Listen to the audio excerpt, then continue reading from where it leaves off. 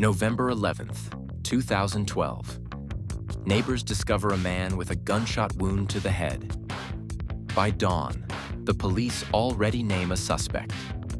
John McAfee, a millionaire, the creator of an antivirus installed on half of the computers on the planet. When officers arrive to question him, he has already vanished. What follows is something unimaginable. He stages his own death twice. He bribes guards in a Guatemalan deportation cell just hours before extradition and escapes the FBI on a yacht, evading them for 18 months. At the same time, he mocks intelligence agencies on Twitter by publishing his exact location. Every time they get close, he disappears. 3 countries issue arrest warrants. Interpol joins the hunt. The United States government deploys international resources to capture a single man. Again and again, he stays one step ahead. This is not just the story of a fugitive. It is an example of how one person made the most powerful nation in the world look like a group of amateurs. How did one man remain free for so long? And what happened when he was finally caught? 1987, Silicon Valley. John McAfee writes 12 lines of code that will make him incredibly wealthy. Personal computers are rapidly conquering the world, and with them spreads a new threat: the brain virus. The first virus for IBM PCs, spreading through floppy disks like a digital plague. McAfee, then a programmer at Lockheed, sees both the panic and the opportunity. In his spare time, he writes a virus detection program and calls it VirusScan. Within weeks, companies begin calling him. Within months, he quits Lockheed to sell the program full-time. Thus, McAfee Associates is born, a business that literally begins in the trunk of John's car. McAfee's genius lies not only in programming, but also in psychology.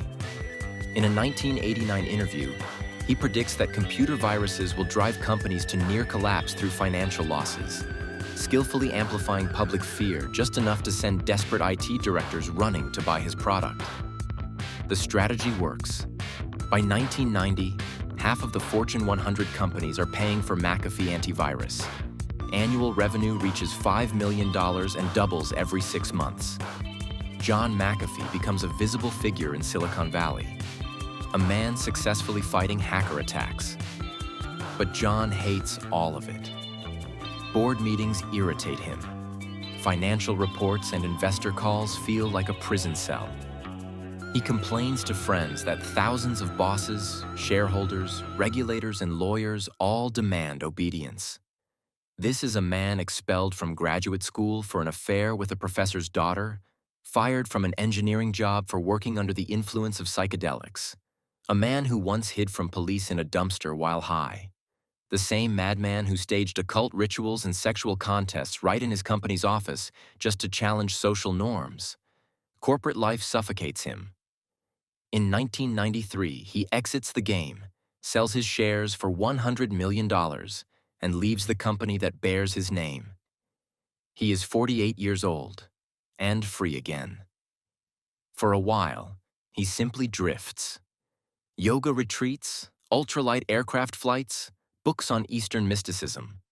Nothing satisfies him. By 2008, the financial crisis wipes out almost all of his fortune. His net worth collapses from 9-figure sums to $4 million. This either sobers him up or confirms his darkest suspicion. He decides that government and institutions are parasites designed to suck freedom out of individuals. He tells journalists, "I will never allow the state to own my life."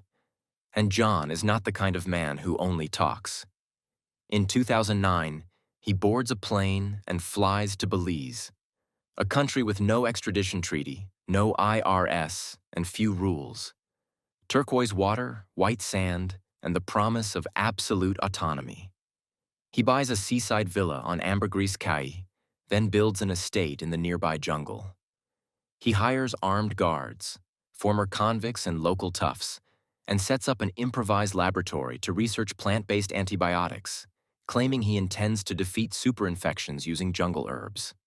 He surrounds himself with young girlfriends, creating a mini commune bound by money, fear, and loyalty. Locals whisper, the American millionaire is either insane or dangerous, possibly both. By day, John flies his ultralight aircraft over coral reefs. By night, he hosts bonfire parties. Assault rifles and pistols lie next to drinks like decorations. He even launches a pharmaceutical company, Quorum X, to give his research a veneer of legitimacy. From the outside, he appears to be an eccentric expatriate playing scientist. Inside, something darker is growing. His paranoia, once useful in business, turns into isolating madness. He clashes with criminals over territory and fights with neighbors over noise. But Belize is not a place where outsiders make the rules. The fuse is already burning. April 30th, 2012. Belize's gang suppression unit raids McAfee's estate using military force. Without a warrant, without warning. Tactical officers storm the property, force McAfee, his girlfriend, and staff against a wall at gunpoint. His dogs, 4 massive mastiffs bred for aggression, charge the attackers. A shot rings out. One dog collapses, dead. "You killed my fucking dog," McAfee screams in rage. He is slammed face down into the dirt. For 6 hours, officers search every building, overturn lab equipment, seize rifles and pistols, and confiscate bottles of chemicals McAfee claims are antibiotics. They find no drugs. The only charge? Possession of an unregistered weapon. A minor offense. Still, he is taken to Belize City and thrown into a local cell nicknamed the Piss House, a filthy jail where open sewage runs through the floor. He spends one night there, pays a guard $100 for cigarettes, and uses a trash bag as a belt. His own was confiscated. In the morning, he's released without charges. But something has changed. A switch flips in his head. McAfee becomes convinced the government wants him dead. After the raid, he sleeps with a Glock under his pillow, sets tripwires and cameras around the perimeter, and tells visitors about conspiracies, cartels, and corrupt cops. The Prime Minister of Belize later calls him extremely paranoid, even delusional. McAfee takes it as a compliment. Only the paranoid survive. Meanwhile, just 45 meters from his estate on Ambergris Cay, another conflict is brewing. Gregory Fall, a 52-year-old expatriate from Florida, moved to Belize seeking peace and sunshine. Instead, he got John McAfee as a neighbor. McAfee's dogs roam the beach, bark at night, and sometimes attack tourists. Fall complains to the mayor. Noise. Dangerous animals. Eventually, he confronts McAfee directly. "Control your dogs, or I will." McAfee refuses. The dogs are his security. The conflict smolders for weeks.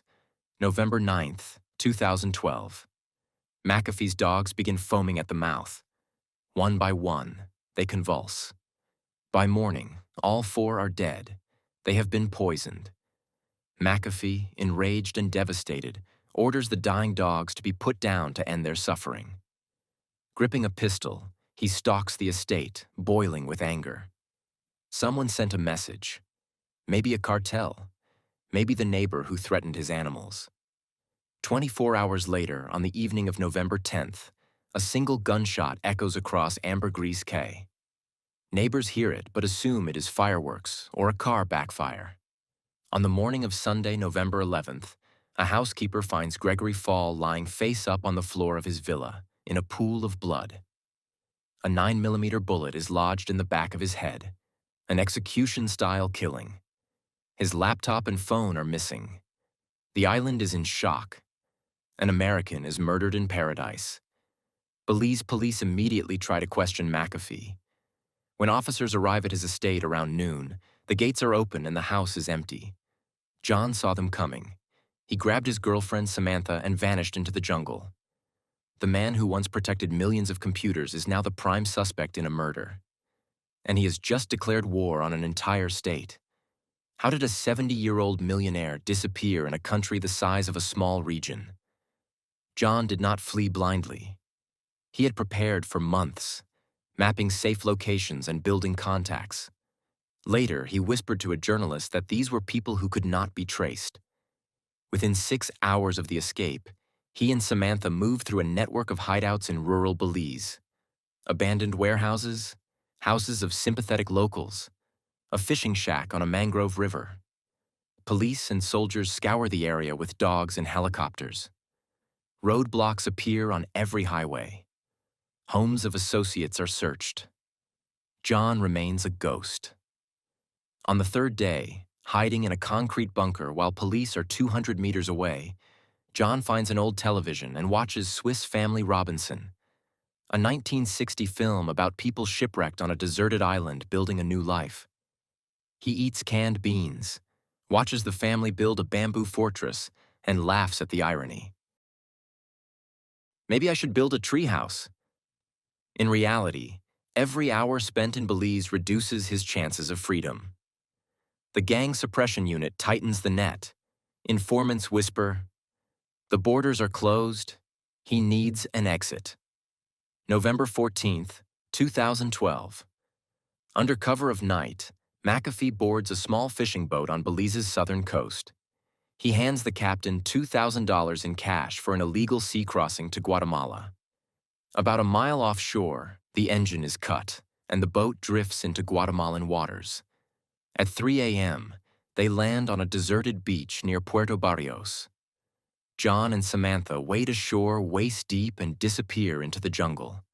By dawn, they are in Guatemala City, checking into the Villa Royal Hotel under false names. For the first time in 3 days, John breathes out. He escaped Belize, but he cannot resist attention. As news of Fall's murder fills global media, McAfee decides to seize control of the narrative. He contacts Vice magazine via encrypted email and offers an exclusive: access to the most wanted antivirus mogul in the world. The editor and photographer fly to Guatemala, find McAfee, and spend 2 days with him. John, unshaven, grins and puts an arm around the journalist's shoulders. They publish photos and a triumphant message: "We made it to a safe place." The article goes viral. McAfee feels invincible. He's wrong. Hours after publication, a hacker tweets, "John, I found you. Check the EXIF data on the photo. The image contains GPS metadata, precise hotel coordinates." Now every intelligence agency and police force on Earth knows where McAfee is. His media stunt has turned into a catastrophe. December 5th, 2012. 24 days after Fall's murder, Guatemalan police storm the Villa Royal Hotel. McAfee is in the lobby with his lawyers when officers surround him. Authorities stage a dramatic arrest for the world press. Charge: illegal border crossing. The consequence: deportation to Belize within 48 hours. For McAfee, Belize means death. He is convinced he will disappear the moment he is handed over, whether into a prison cell or a shallow grave. Time is running out. December 6th, 2012. In a detention cell, McAfee collapses, clutching his chest, groaning, turning pale. Guards panic and rush him to a hospital. Worldwide headlines explode. John McAfee suffers 2 heart attacks in custody. The Guatemalan government, fearing an international scandal, suspends deportation. Journalists swarm the hospital. John lies on a gurney with an oxygen tube, theatrically grimacing for cameras. 48 hours later, doctors announce, stable condition, no heart damage, only slightly elevated blood pressure. McAfee smirks. Of course, there was no heart attack. He later admits he staged it, hyperventilating and holding his breath to raise blood pressure, delivering an Oscar-level performance. The act buys his lawyers time to file emergency appeals and drown the system in paperwork. In the chaos, Guatemala chooses the path of least resistance. McAfee is deported, not to Belize, but to the United States. A legal loophole.